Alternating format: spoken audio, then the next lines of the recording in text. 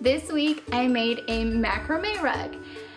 If you're new to my channel, welcome. My name is Lily. So I don't know if this is actually called macrame, but that's what I'm gonna call it because I did not use a crochet hook. I just kind of used knots. I think that's it. Let's jump right in. Okay, for this DIY rug, you'll need some soft cording.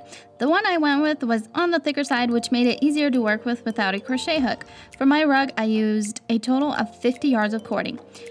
Creating the center of your rug will be the hardest, but once you get past that part, the rest is pretty simple and repeating a lot of steps over and over again. Okay, to begin, you'll need to create a loop. Stick your fingers through the loop you created and pull out 6 more loops. It should look kind of like a braid.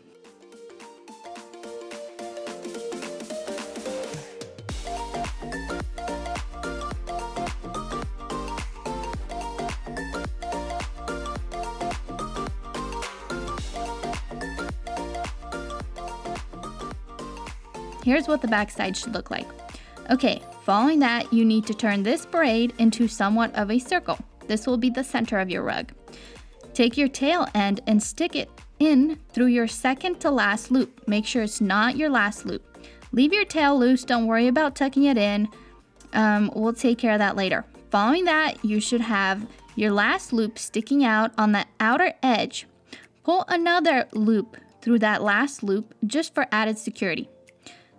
Okay, now make sure your cording is under your circle. Stick your fingers through the top of your circle, grab your cording, and pull out another loop.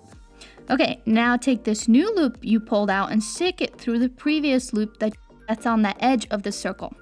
At this point, you should have cording coming through the center of your circle, as well as one loop on the edge of your circle. Take the cording, wrap it under and around your braid, and stick it through your loop to create another loop. Whew, I hope this is making sense. Remember, you should always have a loop on the outer edge of your circle.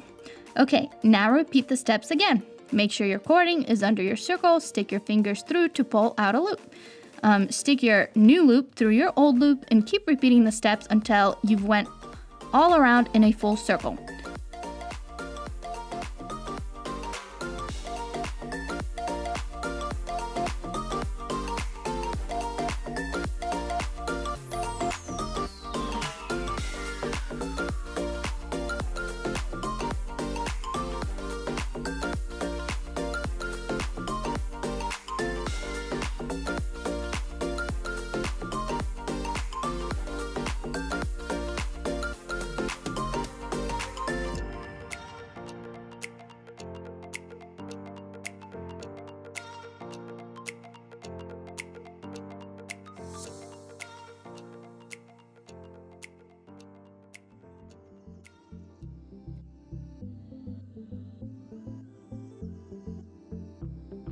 Once complete, this is what it should look like with one loop left on the outer edge. Here's what the bottom should look like. Okay, here's where it gets pretty easy. Take the loop you had on the edge, stick your fingers through, and pull out a total of 8 loops in a row, creating kind of like a braid. Once you have a total of 8 loops, stick the last loop through the edge of your circle. Once you have the 8th loop stuck through the edge of your circle, use this loop to keep pulling through another set of 8. Creating another braid.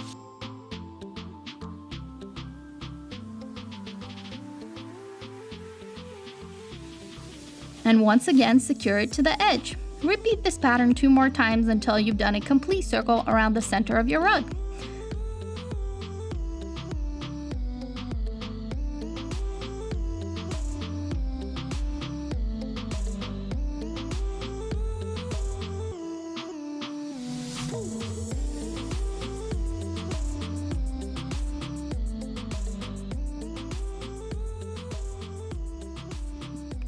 I ended up doing another full circle following the same steps, except for the second time around I did a set of 10 loops for each strand. Okay, then I moved on to creating my flower effect. To create my flower effect, I did a set of 12 loops each and secured them evenly around my rug, just like I did previously with the 8 loops. Once I secured my last petal, I pulled all my cording through the last loop. Okay, this step is very important because it'll keep your pattern even.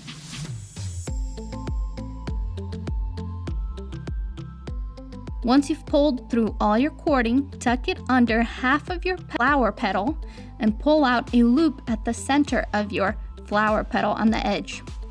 Pull through a total of 12 more loops, or long enough to secure to the center of your next petal. Keep in mind, you might need to adjust the amount of loops needed because your loops could be looser or tighter. I tried to keep my loops as tight as possible.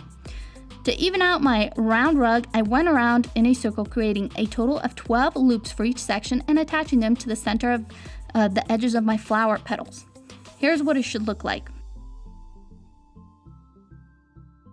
Then I created another set of 12 loops each and attached them to the same spots, also going around in a complete circle.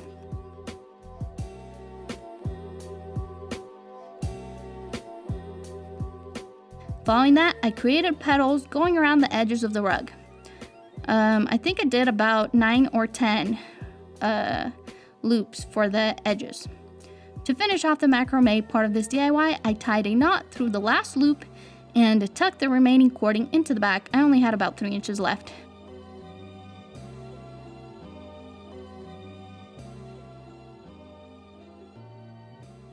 Then I used a needle and some thread to sew together the braiding and some loops. This made a huge difference in texture and brought it all together. And that's it.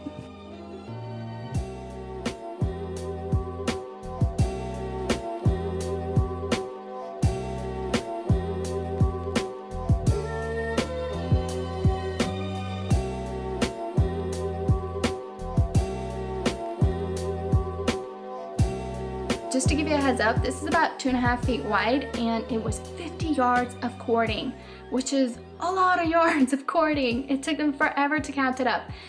Without a coupon, it was over $50, and with my coupon at Joann's, I think I spent like close to $30, so I spent like $27 for all the rope.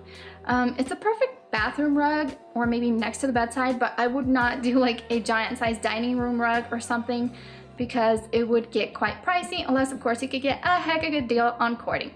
Thank you so much for tuning in. I hope you enjoyed this DIY. If you liked it, give me a thumbs up. If you aren't subscribed, don't forget to subscribe. I have so many more DIYs coming your way. Okay, I'll see you guys next time. Bye.